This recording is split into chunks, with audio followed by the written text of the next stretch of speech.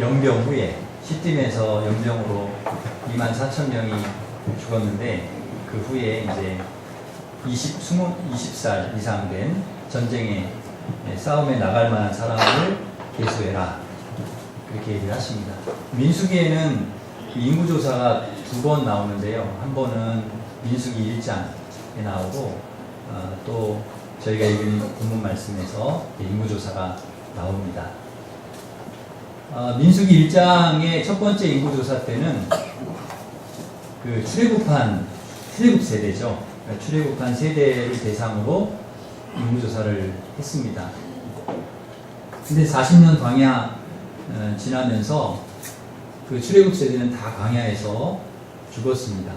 가나안 땅에 이제 들어가지 못하고 여호수아와 갈렙만 제외하고는 다 죽었죠. 그래서 이 민수기 26장에서 이제 하는 인구조사는 출애굽 세대를 대상으로 하는 게 아니라 만나 세대, 광야에서 자라고 태어난 그런, 그러니까 어떻게 보면 2세대죠, 2세대. 그러니까 출애굽 세대의 자녀들, 그들을 인구조사를 하는 것입니다. 하나님께서 왜 인구조사를 하라고 하셨을까요? 그 이유를 저희가 3가지만 찾아보고 은혜를 나누려고 합니다. 첫째로, 인구조사를 하라고 하신 이유는 여기까지 온 것이 하나님의 은혜라고 하는 것을 확인시켜 주시려고 인구조사를 하라고 하신 거죠. 민수기 26장 51절, 저희가 읽지는 않았지만은 민수기 26장을 쭉 보면은 그 인구조사가 쭉 나오는데요. 그 전체의 총 합계, 그 이스라엘 그 20세 이상 싸움에 나갈 만한 사람 전체 총 합계가 몇 명인가 하면 60만 1730명 이렇게 나옵니다. 민수기 1장에 이렇게 올라가 보시면 민수기 1장에 인구조사할 때 총 인구가 몇 명인 줄 아십니까? 거기에 보면 60만 3,550명 이렇게 나옵니다. 그러니까 60만 3,550명이었다가 40년 지났는데 몇 명이 된 거예요? 60만 1,730명이 된 거죠. 줄었습니까? 늘었습니까? 좀 줄었죠. 몇 명이 줄었느냐? 1,820명이 줄었습니다. 첫 번째 인구조사와 두 번째 인구조사의 총 인구수가 좀 줄긴 했지만 근데 큰 차이는 없죠. 60만, 60몇만, 60몇만 이러니까 1,820명이지만 그렇게 줄은 건 아니죠. 광야 40년 동안에 광야 40년 광야 생활 끝에 한 인구조사인데 별 차이가 없다. 이게 뭘 말하는 것입니까? 광야 40년 동안 하나님께서 이스라엘을 지키시고 도와주시고 돌봐주시고 인도해 주셨다는 것이죠. 광야가 어떤 곳입니까? 살기가 어려운 곳입니다. 덥고 춥고 전갈과 뱀 같은 해로운 것들도 많고 물도 없고 먹을 것도 없고 농사 지을 수도 없고 목축을 할 수도 없고 싸움을 하면 방어할 수도 없는 곳이 이 광야입니다. 그런 곳에서 하나님께서 40년 동안 구름기둥, 불기둥으로 만나와 메추라기로 먹여주시고 또 반석에서 물을 내서 먹여주시고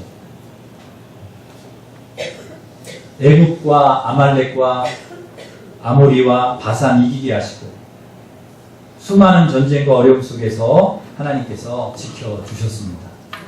그래서 인구가 줄지 않고 그대로 어느 정도 유지했다는 것이 은혜라는 거죠.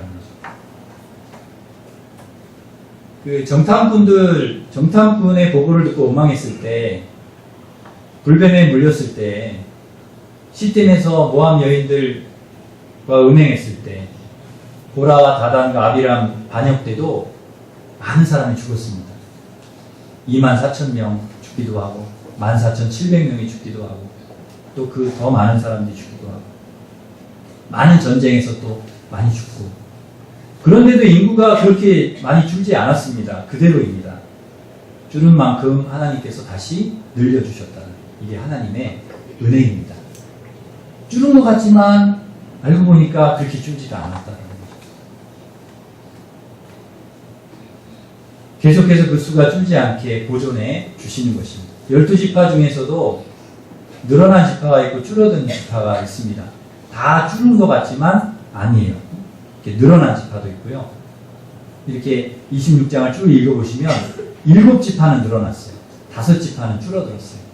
늘어난 지파도 있고 줄어든, 하나님께서 늘려주시기도 하시고 줄게도 하시고, 이 지파에서 줄면 다른 지파에서 보충해 주시고, 그래서 전체적으로 보면 그게 줄지 않았다라는 거죠. 우리를 이제 생각해 보면 우리도 그렇습니다. 모자란 것이 좀 있으면 좀 나아진 것도 있다는 거죠. 우리가 건강이 좀 부족하다 그러면 또 다른 걸로 하나님 채워주시는 경우가 있어요. 지난주에 서광희 집사님 하나님 부름 받고 가셨는데, 우리 권사님이 전화를 하셔서 위독하다고 그러셔서 이제 제가 갔습니다. 그래서 마지막 인종 예배를 드리는데 막 숨이 가빠오시고 힘들어 하시더라고요. 그래도 다 이렇게 눈은 뜨고 계시고, 그래서 이제 인종 예배를 가족과 함께 이렇게 예배를 드리는데, 이렇게 말씀을 전하고 찬송을 하고 다 기도를 하고 마지막 축도를 다 끝냈는데 운명하신 거예요. 예배 다 드리시고. 그래서 와, 참 우리 집사님 복이 있으시다. 그래도 예배 다 드리고 목사 와서 예배 드리는 거 다 같이 듣고 기도 다 받으시고 축도까지 끝나고 이렇게 딱 가시니까, 야, 좀 복이 있게 가셨다, 그런 생각을 합니다.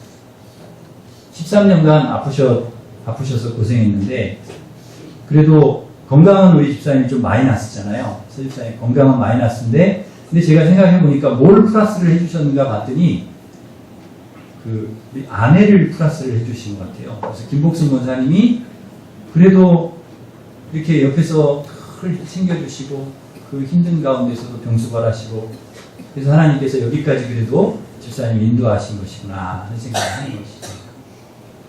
한쪽이 부족하면 한쪽을 채우시고, 한쪽이 마이너스가 날 것 같으면 또 다른 쪽에 플러스로 채워주시고, 이게 은혜라는 것입니다.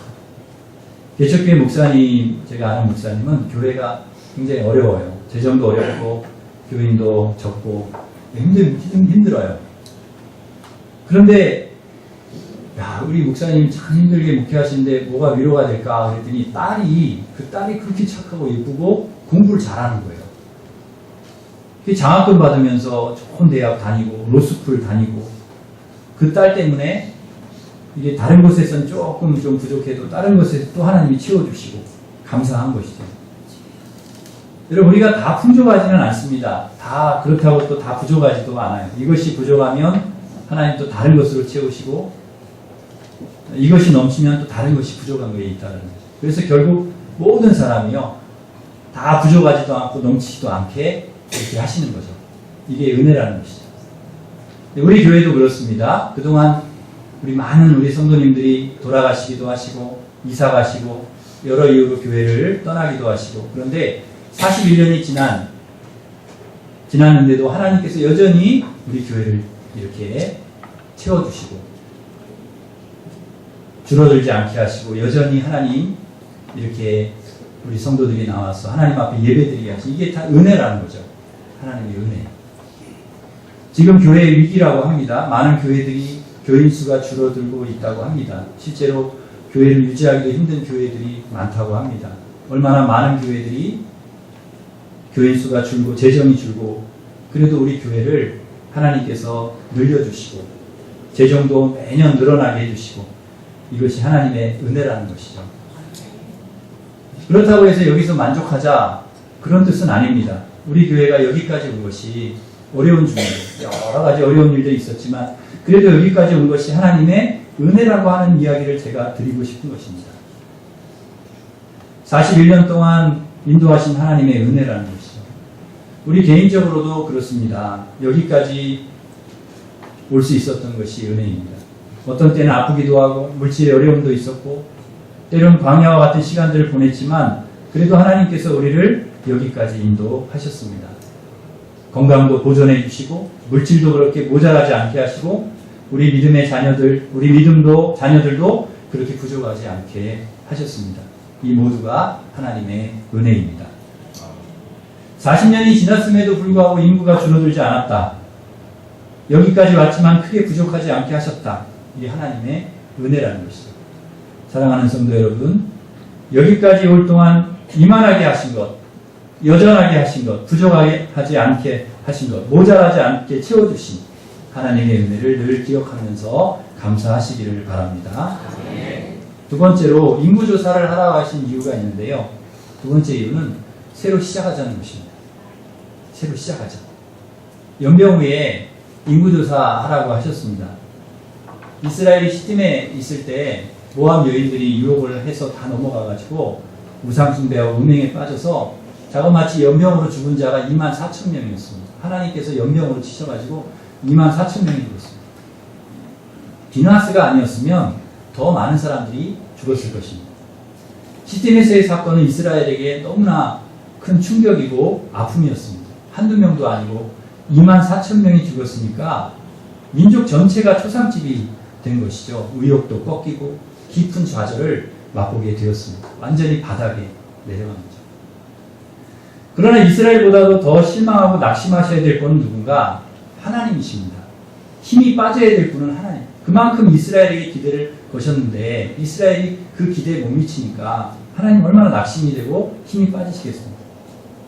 그렇게 조심하라고 말씀하셨음에도 불구하고 너무나도 쉽게 유혹에 넘어가는 거예요. 니들 데리고 내가 뭘 하겠냐 하고 마음이 무너질 수 있는 상황임에도 하나님은 시딤에서의 일을 툭툭 털어버리시고 다음 일을 준비하시는 거예요. 인구조사하라는 거죠. 다시 시작하자는 것이죠. 여기 그냥 주저앉아 있지 말고 여기 그냥 이렇게 포기하고 좌절하고 있지 말고 다시 일어나라는 다시 시작하자는 것이죠. 인구조사하라는 거죠. 새로운 가나안 땅으로 들어가서 할 일이 있다라는 거죠. 그 일을 위해서 지금 준비하자는 것이죠. 인구조사하라는 것은 지나간 과거를 딱 매듭짓고 털어버리고 새로운 일을 시작하시겠다는 것입니다. 과거에 매이지 않고 미래를 향해서 새로운 일을 시작하시는 것입니다. 과거에 매여서 사는 분들이 있습니다. 잘못한 일에 대해서 과거에 사기를 당한 것 때문에 헤어진 것 때문에 잃은 것 때문에 자책하고 괴로워하면서 후회하면서 사는 분들이 있습니다. 떠난 사람을 그리워서 오늘을 못 사는 분들이 있고 잃어버린 돈을 못 잊어서 현재를 못 사는 분들도 있습니다. 오늘을 살 수가 없는 거예요. 억울해가지고 분해가지고 섭섭해가지고 계속해서 과거에 매여 있는 것입니다. 현재를 우리가 살아가지 못하는 미래로 나아가지 못하는 거기에 매여가지고 과거의 영광만을 그리워하면서 사는 분들도 있습니다. 그때가 좋았는데 옛날이요. 그리고 사시는 거죠. 현재를 살아가는 것이 아니라 여전히 과거에 매여서 살고 있는 것이죠. 이스라엘에게 필요한 것은 뭐냐? 과거를 빨리 청산하고 과거를 매듭짓고 새롭게 시작하자는 것입니다. 이제 가나안 땅이 있는데 너희들에게 줄 축복의 땅이 있는데 아직도 과거에 매여 있고 아직도 죄에 매여 있고 아직도 옛날 그 애굽에서 살아가던 삶의 습관이 남아 있고 그걸 버리지 못하고 있으면 어떻게 가나안 땅에 들어가서 새로운 땅에서 하나님이 주실 축복을 누리면서 살아갈 수 있겠냐? 과거를 빨리 청산하고 노예의 근성, 광야에서 원망, 불평, 불순종하며 살았던 그런 실패 경험들을 빨리 털어내고 다시 시작하자. 인구조사해라. 다시 시작하자는 것입니다. 연병의 충격에서 벗어나라는 것입니다. 흔히 우리는 뒤끝이 있다는 얘기를 하잖아요. 저분 뒤끝이 있다. 뒤끝이 있습니다. 섭섭했던 일들을 기억하고 반드시 어떤 해를 가한다든지 보복을 한다든지 불이익을 주는 것을 말합니다. 우리 사회에 뒤끝이 있는 사람들이 참 많이 있습니다. 내가 당한 만큼 갚아주겠다는 생각을 갖고 있는 것이죠. 성경의 대표적인 사람이 가인입니다.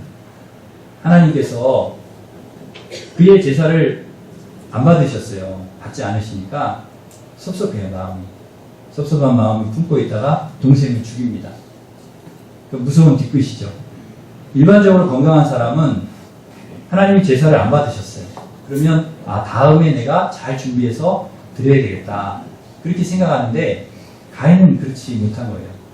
섭섭함에 과거에 매여 있는 거죠. 안 받으신 거에 대한 섭섭함에 매여 있는 것이죠. 동생을 탓하고 하나님을 탓하고 원망하고 너 때문에 이렇게 됐다 생각하고 죽이는 것이죠. 건강하지 못한. 그래서 하나님께서 주실 새로운 제사, 또 새로운 그것을 축복을 누리지 못하고 거기를 나아가지 못하는, 더 나은 제사를 드리지 못하는 것입니다. 압살롬도 누이가 성폭행을 당하자 2년 동안 원한을 이렇게 품고 있다가 암논을 죽입니다. 누이에 대한 원한이 과거에 매이게 만들고 앞으로 나아가지 못하게 하는 것이죠. 그 과거에 매여가지고 그 매듭을 짓지 못하니까, 그걸 털어내지 못하니까 암논이 죽고 암논을 죽이고 다윗까지도 위험하게 만드는 것입니다. 요압도 동생 죽인 것을 마음에 품고 있다가 아브넬을 죽입니다. 가룟 유다도 그렇습니다. 과거에 잘못한 것, 억울한 것, 섭섭한 것, 상처, 그것 털어내지 못하고 그 매듭 짓지 못하니까 거기에 매여 있다가 새롭게 시작하지 못합니다. 하나님의 축복으로 나아가지 못하는 것입니다. 그런데 과거의 섭섭함이라든지 억울함이라든지 상처라든지 이런 것을 털어내고 매듭 지은 사람도 있습니다. 대표적인 사람이 요셉입니다. 요셉은 형들에게 배신을 당해가지고 노예로 팔려가죠. 고생하고 감옥에도 가고 힘든 세월을 보냅니다. 그러다가 애국 총리가 되어서 형들을 만납니다. 충분히 형들에게 보복할 수 있는 위치에 있었지만 보복하지 않고 용서합니다. 과거에 매여 있지 않은 것이죠. 하나님께서 이루실 미래를 보고 용서하는 것이죠. 다윗은 사울을 피해서 고생하면서 도피 생활을 합니다. 블레셋 가서 죽을 상황에 놓이기도 합니다. 사울 때문에 괴롭습니다. 보복할 수 있는 상황이 있었지만 그렇게 하지 않습니다. 사울을 살려줍니다. 왜냐하면 앞으로 하나님께서 다윗을 통해 이루실 그런 왕으로서의 그런 하나님의 비전과 꿈이 있기 때문에 과거에 매이지 않는 것입니다. 그걸 털어버리는 것입니다. 그러니까 하나님 주 축복을 바라보는 것이죠. 예수님도 충분히 그럴 수 있습니다. 베드로 찾아가가지고 너가 그럴 수 있냐? 섭섭하다. 너 어떻게 그럴 수 있냐? 따질 수가 있습니다. 그러나 그렇게 하지 않으시고 다 덮고 사명을 주시고 미래를 이야기합니다. 내가 나를 사랑하느냐? 내 양을 먹이라. 내 양을 치라. 제자들 일일이 찾아가셔서 야 너희들 잘못 한번 따져보자. 그래 너희들 너 그럴 수 있냐? 섭섭하다.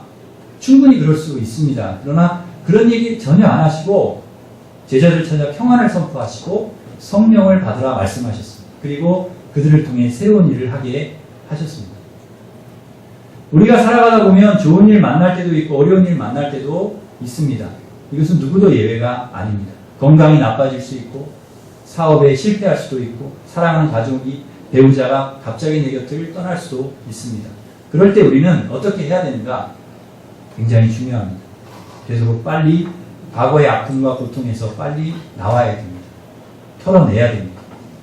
그리고 우리에게 여전히 죄가 있을 수 있고 우리의 잘못이 있을 수 있습니다. 거기에 매여 있으면 안 된다. 그걸 털어내고 매듭 짓고 인구조사하고 새롭게 시작하라 하신 주의 말씀을 받고 비전을 가지고 새 마음으로 다시 새롭게 시작해야 된다는 것입니다. 저는 개인적으로 많은 고통을 당하고 어려움을 당하는 분들을 만날 때가 있습니다. 근데 거기에 매여 있는 거예요. 거기에 매여서 그 슬픔에 헤어나지 못하는 거예요. 그래서 과거를 살아가고 있는 거예요. 계속해서 과거를. 현재와 미래를 향해서 살아가려고 하지를 못하시는 거예요. 그게 안타까울 때가 있어요. 이제는 좀 거기서 좀 노임을 받고 자유함을 얻고 좀 더 하나님께서 우리에게 주시는 새로운 비전, 꿈, 하나님께서 우리에게 누리게 하시는 하나님의 나라, 그것을 좀 누리며 살아가기를 간절히 바라는데 그러지 못한 분들이 있어요.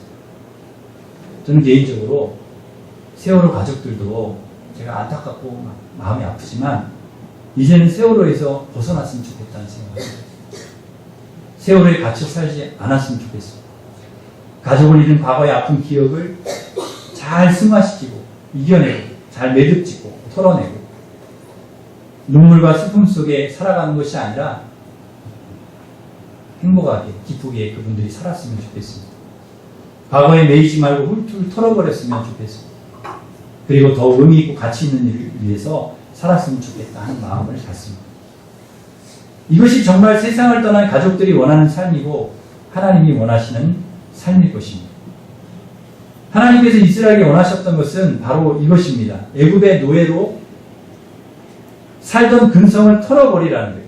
툭 하면 과거 이야기하고 애굽 이야기하고 돌아가자 그러고 원망하고 불평하고 불신하고 불순종의 삶을 이제는 매듭 지으라는 거예요. 청산하라는 것입니다.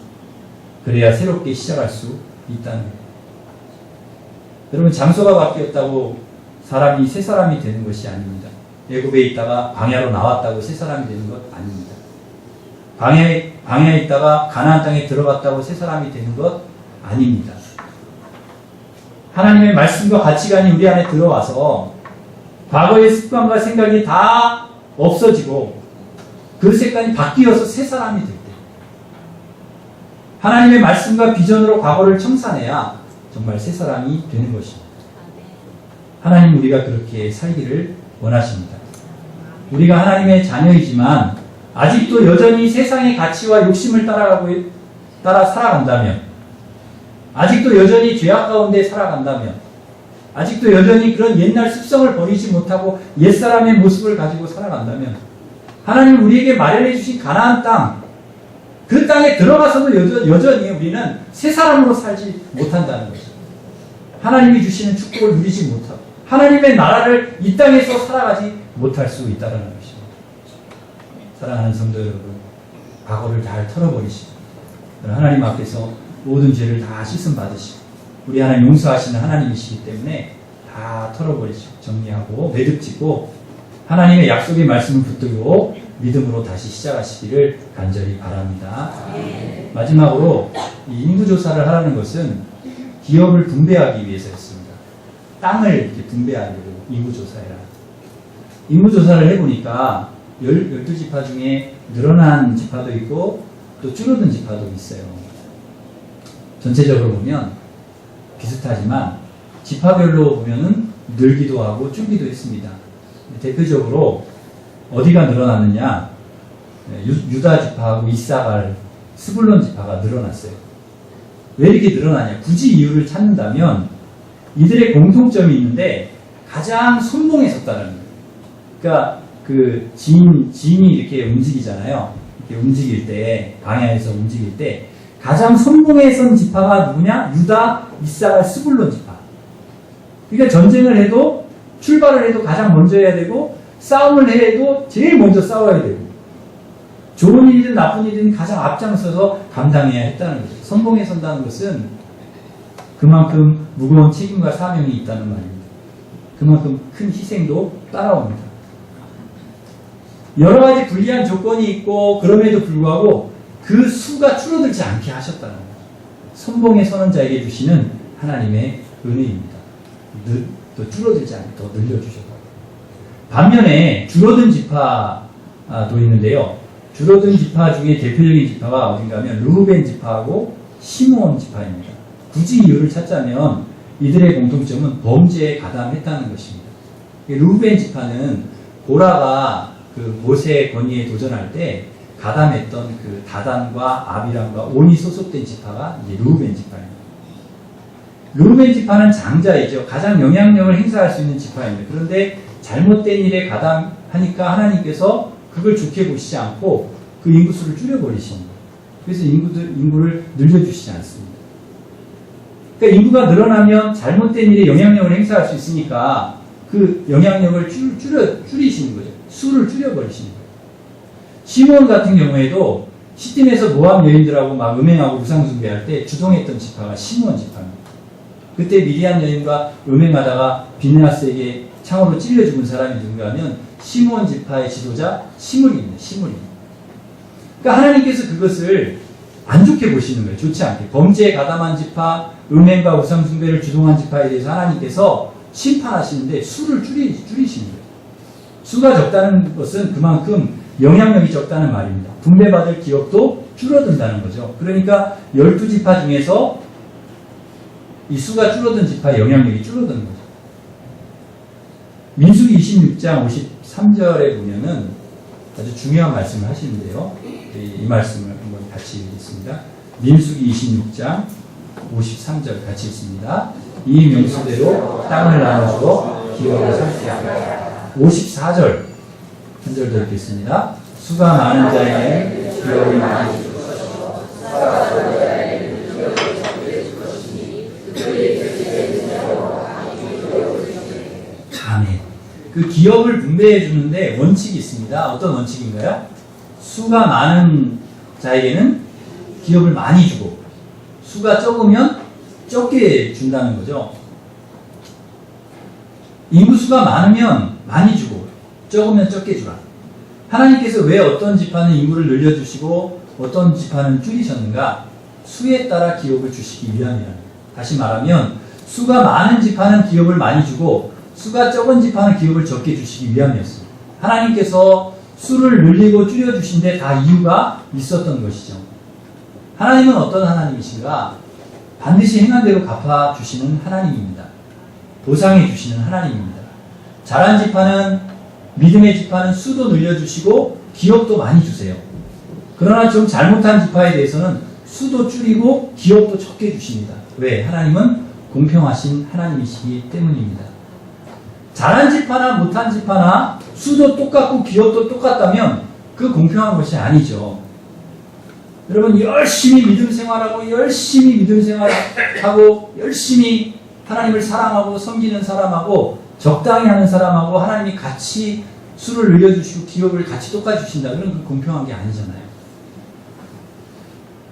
누가 그러면 그렇게 하시면 누가 열심히 예배드리고 누가 열심히 신앙생활하고 누가 열심히 기도하고 누가 열심히 전도하고 누가 열심히 헌신하고 믿음생활 누가 열심히 하겠습니까?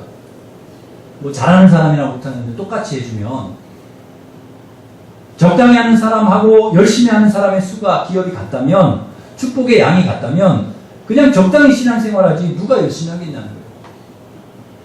그냥 우리 애들도 열심히 신앙생활 안 하게 해주십시오. 그냥 적당히 그냥 이렇게 신앙생활 하게 해주십시오. 공부는 열심히 하게 해주시고 신앙생활은 조금만 하게 해주십시오. 그렇게 기도하지.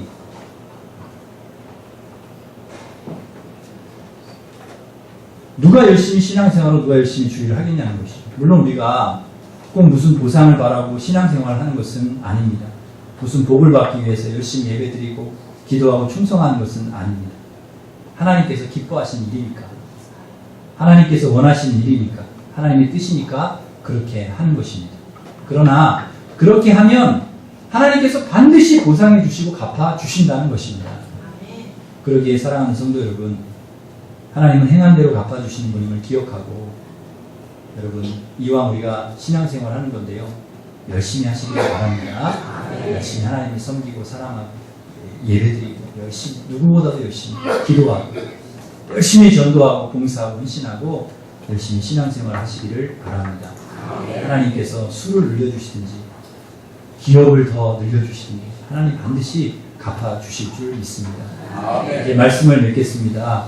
하나님은 수가 줄어들지 않게 하시고 새롭게 시작하게 하시고 갚아주시는 하나님이시라는 것을 기억하고 하나님의 은혜에 감사하며 과거를 청산하고 새롭게 시작하고 열심히 신앙생활하는 믿음의 종들 되시기를 주님의 이름으로 축원합니다. 하나님